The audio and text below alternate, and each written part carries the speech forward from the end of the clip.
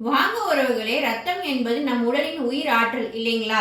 ரத்தத்தில் இருக்கிற 3 அணுக்களுமே நம்ம உடலை ஆரோக்கியமா வச்சுக்க உதவுதுங்க. இன்னைக்கு நம்ம ஒரு அரிய வகை ரத்தத்தை பத்தி தெரிஞ்சுக்க போறோங்க. அதுக்கு முன்னாடி சப்ஸ்கிரைப் செய்யாத சொந்தங்கள் பெல் பட்டன் அழுத்தி அஞ்சனாஸ் இன்ஃபோ மீடியா என்ற சேனலை மறக்காம சப்ஸ்கிரைப் செஞ்சிருங்க. நான் ஏற்கனவே ரத்த அணுக்கள் 3ன்னு சொல்லியிருக்கேன். அந்த ரத்த அணுக்களுடைய வேலை என்னன்னு பார்க்கலாங்களா? ரத்தத்தில் இருக்கிற சிவப்பு அணுக்கள் உடலுக்கு தேவையான ஆக்சிஜனை சேர்க்கறதுல உதவுதுங்க.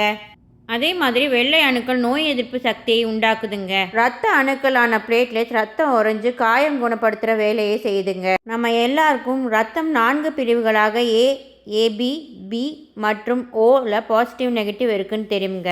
ஆனால் அரிய வகை ரத்தமான ஹெச்ஹெச் வகையை சார்ந்த பம்பாய் ரத்த வகை பற்றி கேள்விப்பட்டிருக்கீங்களா?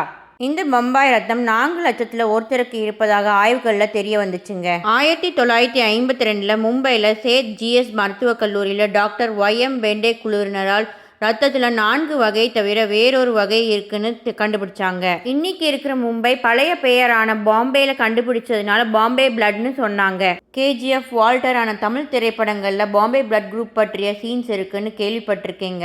இந்த வீடியோ உங்களுக்கு பிடிச்சிருந்தா மறக்காம லைக், ஷேர், கமெண்ட் பண்ணிடுங்க.